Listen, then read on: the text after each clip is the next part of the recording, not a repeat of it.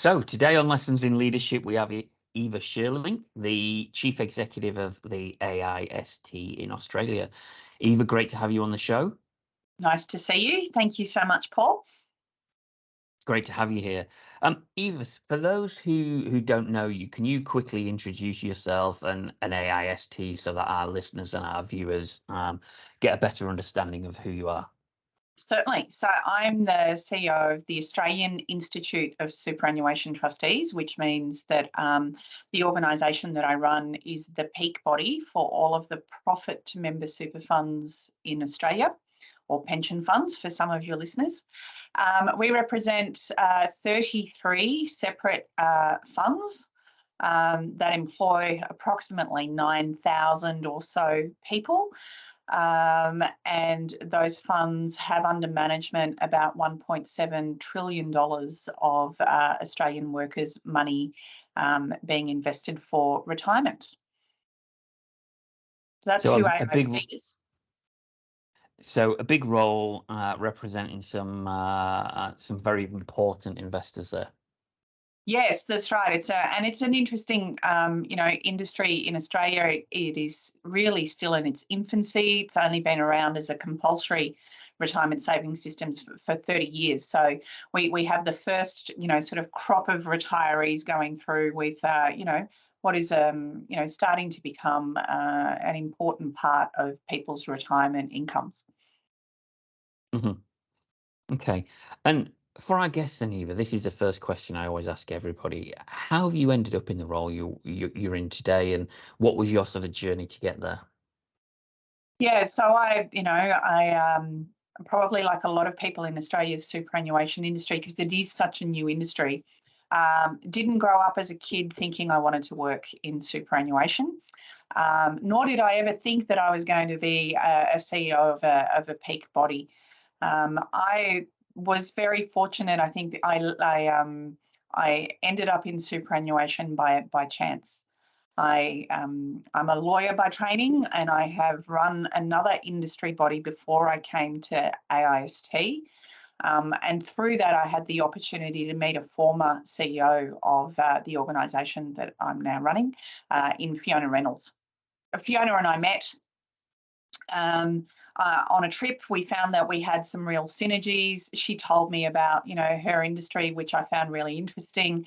And when it came to me finishing up in my previous role, I gave her a call and said, "Hey, Fiona, moving back to Melbourne. Not quite sure what I'm going to do next. I'm doing some consultancy. Let me know if I can help out." So initially in this role, before I got this role, I was consulting to AIST, doing some work, realised that the staff there were incredibly passionate about looking after members and about improving people's retirement outcomes. So through that, I also learned obviously about the superannuation system, which I didn't know very much about. Became an employee of AIST when they decided that they wanted to introduce a trustee governance department into the business.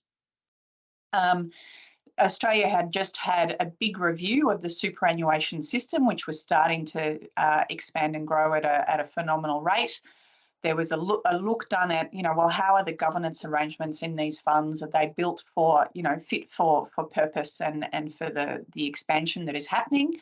And there was a view that perhaps governance in the industry could be done a little bit better. And I got the opportunity to come in and set up the industry's first voluntary trustee governance principles that then turned into a mandatory reporting code. And that's how I ended up in superannuation.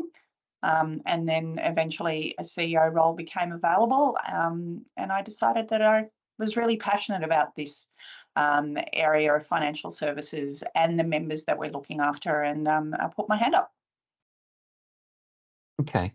So what would you say have been some of the key achievements whilst you've been in the role? It's been a turbulent time. The 6 years I've been CEO of AIST, we've had a number of government reviews, including a Royal Commission.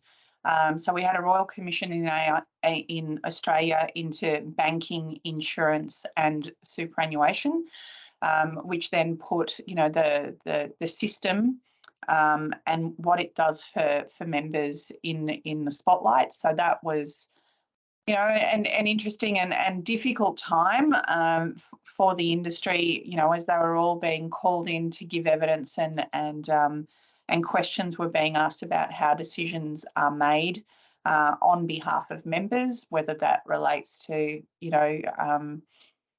their insurances or investment decisions, or the types of organisations that superannuation funds, the stakeholders that they're involved in, those sorts of things. So it's been interesting. I think probably one of the key achievements has been keeping the profit to member funds together, keeping them sort of united, keeping them talking to each other as a collective and learning from each other about how to continuously improve their practices, whether that's engaging with members and communications, or leadership and governance structures, and those sorts of things. So I've been very proud of our ability to keep the industry together and learning collectively from each other in a really collaborative way.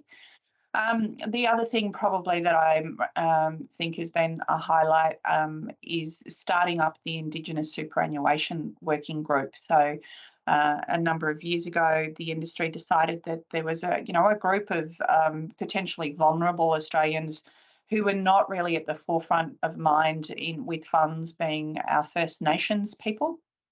And so bringing the funds together on that journey about, well, how do we communicate with and engage this section of the community has been fabulous too. So most of AIST's members now have what we call a reconciliation action plan, and have a higher degree of awareness and engagement with their First Nations members. And I guess that's a great way of also building diversity within organisations, and doing something which is right and good for everybody, rather than the few. Yeah, that's right. And I often find that if we think about our, sort of most vulnerable customer first, and we build something that can communicate with them and that engages them, then everybody else understands it as well. Sometimes in financial services in particular, I think we have this obsession with communicating in difficult language and jargon, but actually if we strip it back and make it much more accessible to our most vulnerable customer, it probably makes it much more engaging for everybody else as well. Absolutely. I think the communications that financial services firms put out generally are pretty confusing to the end user. I remember my dad getting a letter from a firm of actuaries here in the UK about his pension plan, and it was 4 pages long, and he didn't have a clue what they were saying. And he said, "Can you have a look at this for me?" And basically they were saying they've shut the scheme down, and you've been offered an enhanced transfer value, or you can take it as a pension early. But it took 4 pages to explain it, with a lot of jargon that your average person just can't understand. Yeah. Yeah, I think that's right. And I mean, regulation is a big part of that, of course. You have to fulfill the needs and requirements of the regulator, but you should be able to, have a top sheet with that to say, below is all of the detail of the stuff that, the regulator says we have to tell you.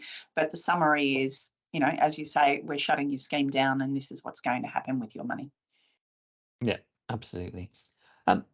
What would you say have been some of the key leadership lessons you've learned then throughout your journey? Yeah, interesting question to reflect on there, Paul. I think I was reluctant to step into a leadership role when it was first offered to me, and I think that was because I had a perception of what a leader looks like and how they behave.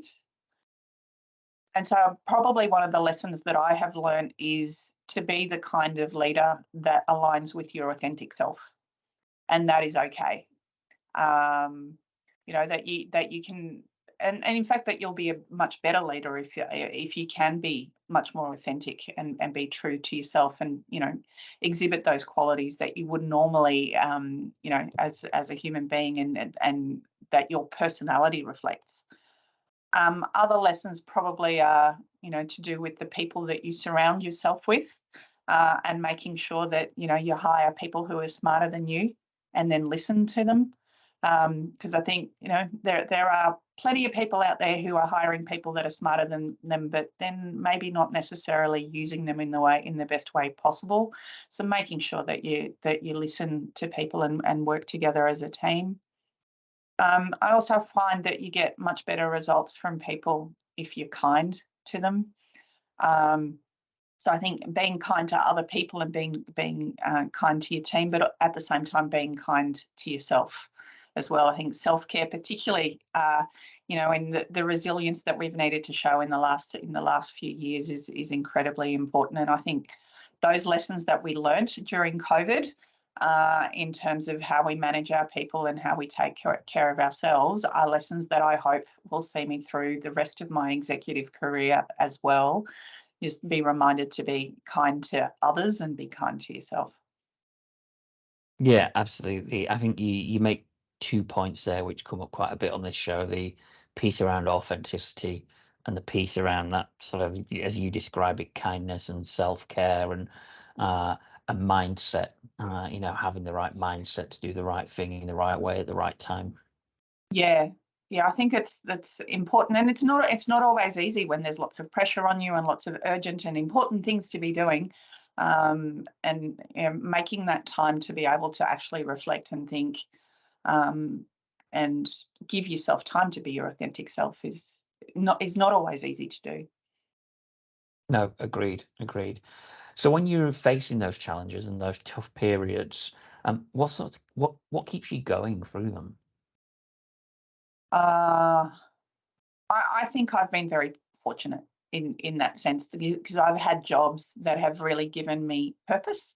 So I have felt a really strong alignment between the purpose of the organisation and my own personal values. So first and foremost, I guess that is a key driver, because what we're trying to achieve is important, and no matter what else is going on, it's important that we continue to do that representation for others. Um, People are incredibly important to me as well, and I have very strong bonds with the people that I work with, and they rely on me to get the job done and to show up. So I think that's another thing that's important for me, in terms of sort of getting through.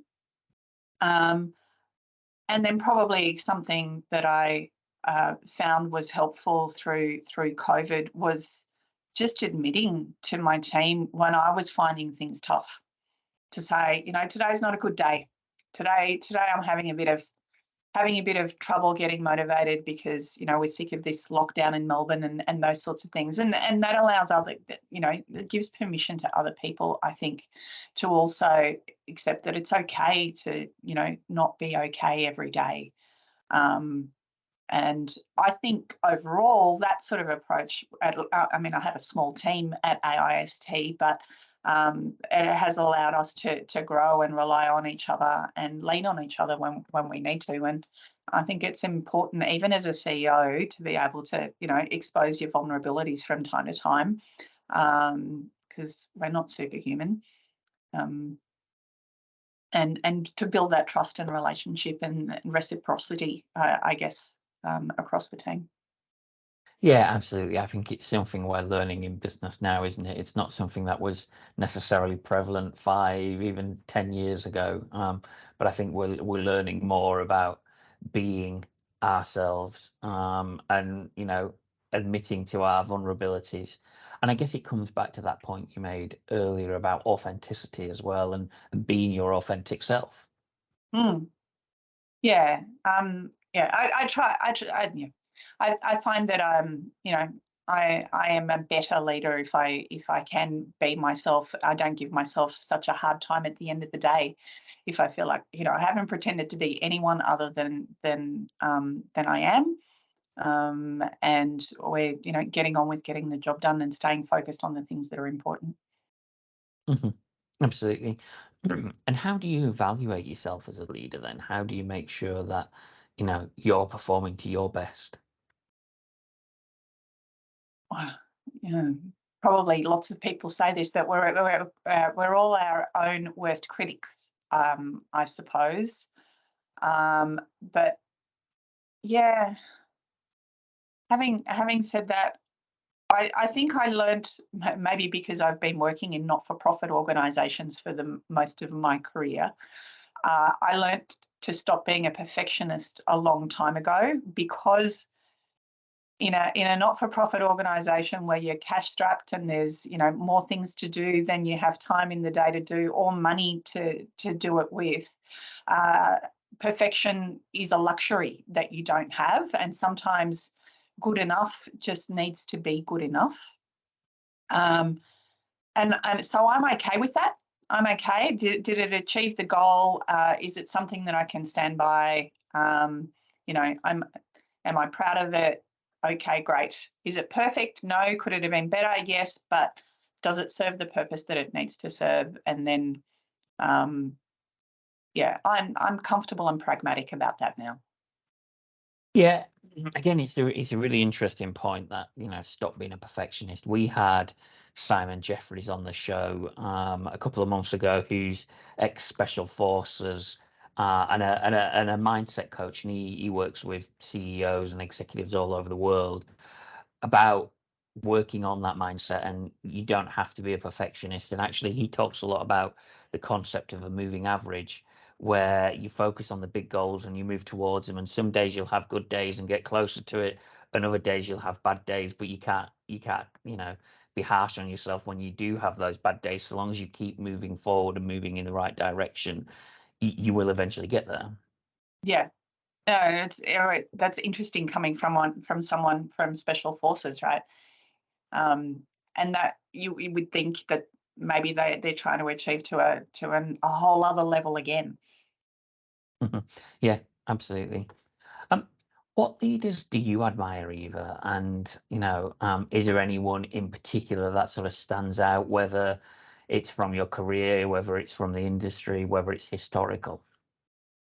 There isn't a single individual that I could point to, I don't think. I think I'm now these days influenced by a lot of different people, and probably perhaps people who exhibit the qualities that I don't necessarily feel I have a lot of. So, people who have an infinite amount of patience, for example, not a quality that I would say that is the highest on my list. Um, I admire leaders, like Noel Pearson, who we saw at our conference just recently. Someone who commands a room because of their lived experience, the respect that is shown to them because of um, their authenticity, but their experience and their expertise, and the standing and gravitas that they have in the community. I look up to people like that. Um, but no one really in particular, but probably people who exhibit those qualities, as I say, that I probably Um, don't see in myself. Absolutely. That requirement for patience is one it's a skill I need to learn as well, as the parent of a 2-year-old and a 5-year-old who at the moment are challenging. It's definitely something I need to learn. Yeah, I think I've chosen a life partner as someone who has, some of those qualities that I don't have either. And he's a school teacher and exhibits that sort of patience that I don't have either. Yeah, absolutely. Um, so let's talk about how you've led others. How would you describe your leadership style and how you work with your teams? A very relationship driven person. So the relation, understanding people and what motivates them, what makes them smile. What are the sorts of things that are important to them that they would like to celebrate. So very relationship driven in terms of how I work with people and set up teams.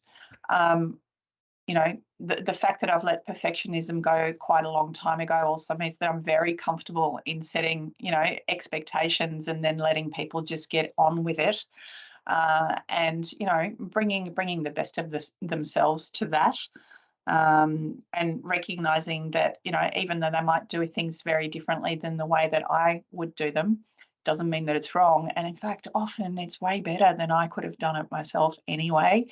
So, we're working in a not-for-profit. We have the opportunity to, because we don't have a lot of cash, to be really creative with things, and sometimes people, blow me away. I also think I'm pretty open and transparent with my staff. We work in an industry where there is constant change, and a lot of consolidation of the industry too. When I joined the organisation 12 years ago, we had 69 member funds. Today we have 33. By the end of this year, that will go down to just under 30 funds, I think. So, that causes a lot of uncertainty and instability. And so, transparency, communication, openness, I think are very important for me to keeping our team motivated and on the same page. And I guess with all that change, with all that consolidation that's happening in the marketplace, it'll make the team uncertain, I guess, at times as to what to do and how to do it. How do you maintain compassionate leadership in those types of scenarios? Yeah, that's not always easy, but I guess that if you know people in the team as individuals and understand that work is just a small part of their life and they have other things going on, um, trying to put things in context. And when things don't go quite right, understanding that no one died today. We're not saving lives. Again, I think just that understanding and being kind is pretty important. Not everyone deals with change in the same way. And sometimes you have to identify that maybe some people are in the wrong jobs because, it might be a role where change is a constant, and they're not someone that deals well with that. And if they can't learn sort of the skills for doing that moving them into an area where there's perhaps less of that, it might be a kind thing to do. And sometimes, I guess we all don't know exactly what our natural behaviours are in response to different types of pressures or complexity or change or whatever the case might be. We can help to point that out in each other and grow as a result.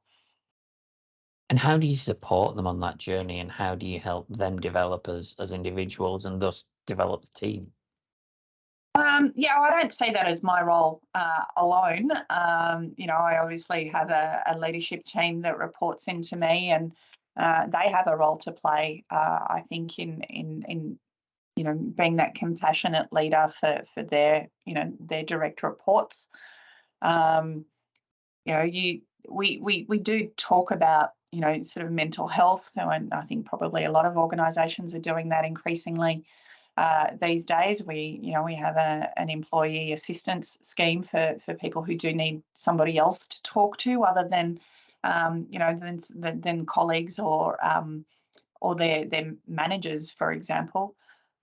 We bring in guest speakers quite a lot as well, people who have lived experience who can talk through how they've had to deal with things either in their professional careers or in their personal lives with adversity and tools for dealing with that. We also provide training for our managers, or have done, in relation to how do you pick up on the signals when somebody is struggling, and what are the right things to say, and how do you put them in touch with help that they might need. But I think, knowing who your team members are and then being able to pick up when things are perhaps, a bit out of character or not quite right is important. And for that, you need to know how to have fun together. I think you need to, you need to have some social interaction, whether that's, going to a pub together occasionally or, organising a morning tea at work but just having some, some different types of interactions with people so that you can really get to know them. Hmm. Okay. I want to talk a little bit now about diversity and inclusion. Obviously, a huge issue globally for organisations, not just in Australia or not just here in the UK. It's an issue that's been discussed across the world, and specifically in the pension fund industry, the super industry. A huge challenge in the investment teams in particular, with only 3% of the world's money managed by females. There's a big push in the industry to get more female talent into organizations. How have you gone about building diverse and inclusive cultures and teams? Yeah, perhaps not as much of an issue for us with a small team. So, we have sort of 30 employees.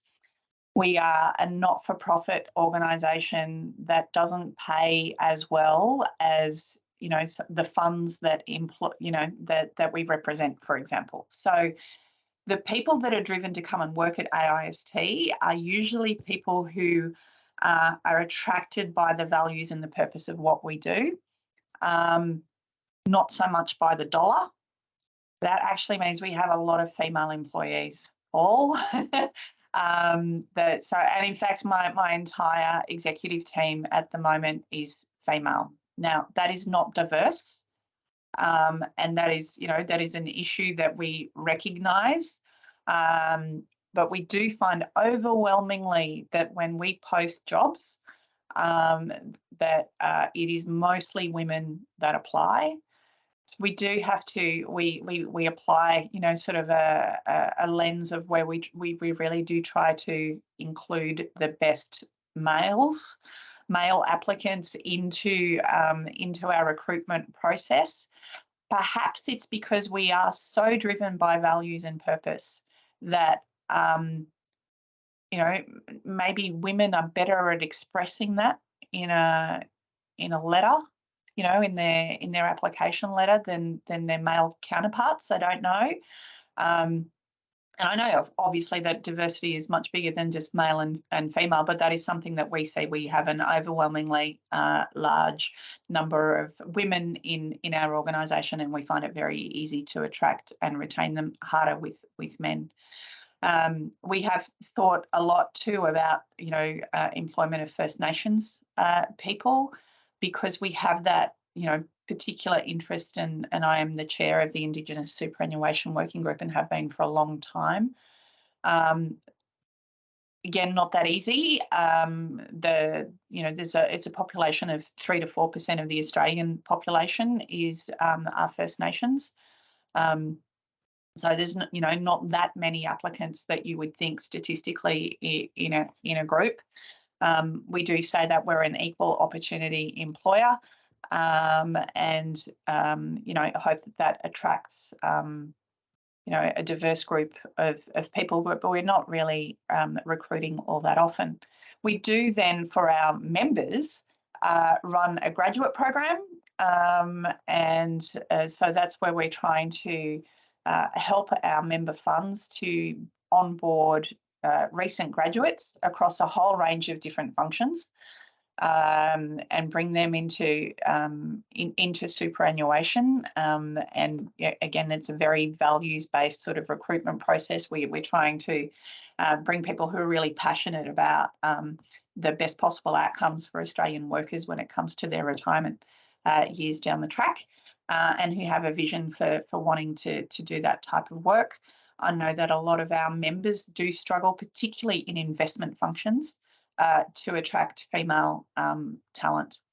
But there is, I know amongst my members, and I know it from, the LinkedIn posts and the, other things that they, communicate out to the broader world about how they celebrate diversity in their teams, whether that's LGBTQI members of staff or diversity, people from non-English speaking backgrounds and the like. But at AIST itself, being such a small organisation, it's less of a priority and focus. Yeah, I can see that. I think the graduate program that you mentioned there is very interesting. Can you tell me a little bit more about that and what sort of drove you to do that, and what have been some of the successes of that? Yeah, so it's been a program that's been running since 2004. So it existed at AIST before I came along. I did have the opportunity to actually be directly responsible for the program. The graduates in 2010, and we won't say that they were the best group of grads we've ever had, of course, Paul, but they are particularly special to me. But they're in the top 1%. But it is wonderful to see how many of those who have gone through the graduate program that are, starting to, or in some cases have been for a while now, in leadership positions within the industry. Whether or not that's in the fund or the organisation that they were recruited to in the first place, or they have moved to another organisation within the family, so to speak. So the attrition from the industry itself isn't too high. But we only take about sort of between 8 to 20 graduates a year, so that we can give them the experience of really forming a close bond with each other, and hopefully that they will be sort of lifelong friends throughout their careers and be a support network as they grow and develop as professionals in the industry.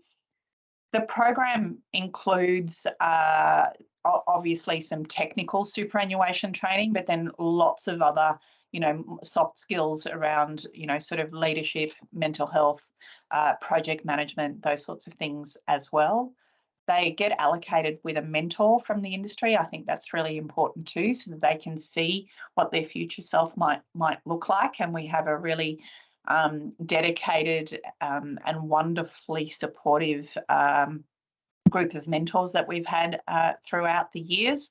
And those relationships, I think, from anecdotal evidence would suggest that those relationships continue long after the year of the graduate program is over. And then the other thing that we give them an opportunity to do is actually to go and experience what it's like to work in one of their stakeholder organisations. So in Australia, superannuation fund boards in the not-for-profit space have equal representation boards made up of employer and employee representatives. And so they get a chance to, go and see what it's like for workers in that industry, doing an outplacement, for example, with a union or with an employer as well. So hopefully our program gives them a really good grounding in what it means to work in not only superannuation, but in in an industry sort of based superannuation space.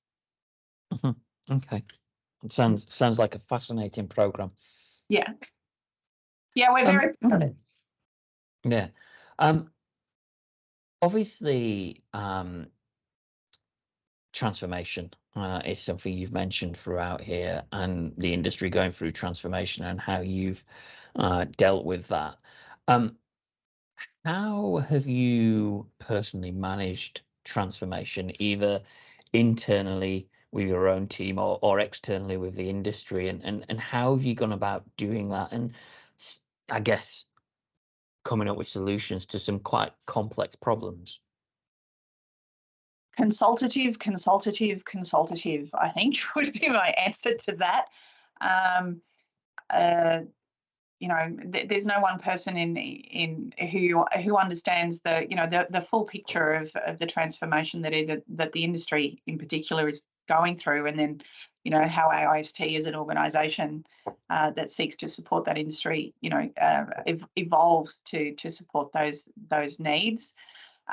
We have a lot of different forums where we bring people together, certainly peer-to-peer type forums, whether that's the CEOs of the 33 funds that are our members, the chairs of those funds, people at different levels, legal counsel. We bring them together. We bring CFOs together to try and discuss what are the changes that are happening, what are the the emerging risks that they're seeing, how do they share the lessons that they learn when they when something goes wrong.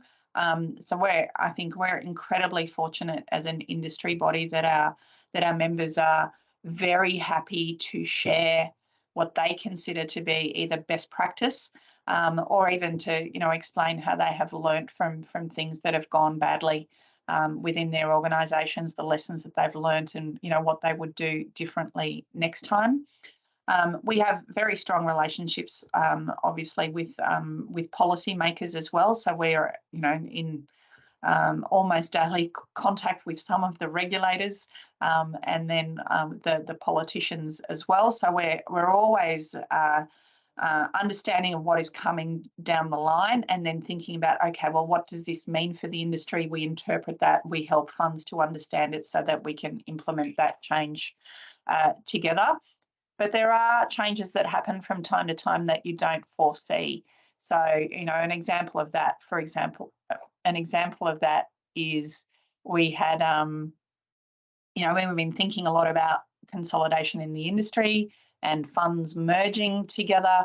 And there was, a perception that would be, bigger funds merging with smaller funds, or small funds merging with other small funds to become bigger and get scale. We did not foresee the merger of Sunsuper and QSuper, which has now created the second biggest fund in the country. So sometimes there are things that come out and surprise you, and then you need to, think differently and revise again. Well, what are the implications for that? So now there are a number of mega funds in Australia that change the landscape. And when the funds get to a certain size, what does then for AIST mean in terms of the services that those organisations need? So what does a $200 billion fund need with thousands of employees compared to a $2 billion fund with, a couple of dozen employees? And how can we service them equally and well? And, the importance of that both externally and internally, as I said, is collaborate, and consult. Absolutely. And, taking the example there of a 200 billion fund versus a $2 billion fund, they all have the same issues. They all have the same challenges. It's just they've got different amounts of money to be able to deal with them. Yes. And what are the similarities that you can work on together? Yeah, and that I think that's right. The challenges, a lot of the challenges are the same. Certainly when you're thinking about regulatory reform and that sort of change that continues to happen in our industry, and then there are scale challenges that might be different. But both large funds and small funds have scale challenges. Is just presents itself in a very different way when you're too big to invest in certain things, or you're not big enough to invest in things. Mm-hmm. What would you say is the biggest challenge you faced in your career, and how did you overcome it?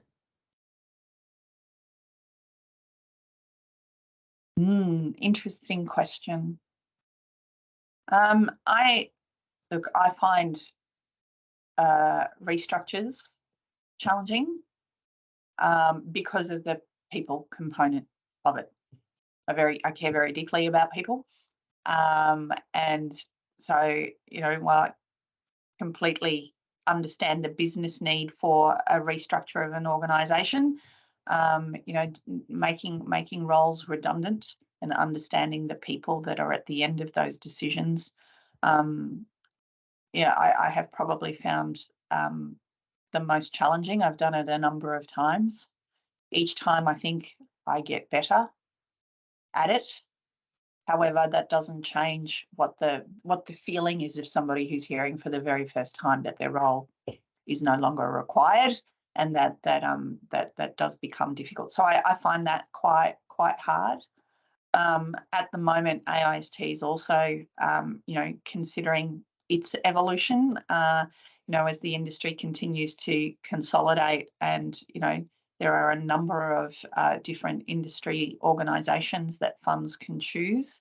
So how do we make sure that as an organisation we are fit for purpose for, what the industry is going to look like, 5 to 10 years from now? And that means that we also have to look at whether or not we should be merging with another industry body. And of course, that creates a lot of uncertainty for staff too. So, managing people's expectations, their insecurities about, their jobs going forward. Those things I think are very challenging, but unfortunately, a necessary part of running a business and continuing to be a sustainable and effective peak body. Fabulous. Eva, thank you very much for coming on the show today. Pleasure. Thank you so much, Paul. It's been an interesting conversation.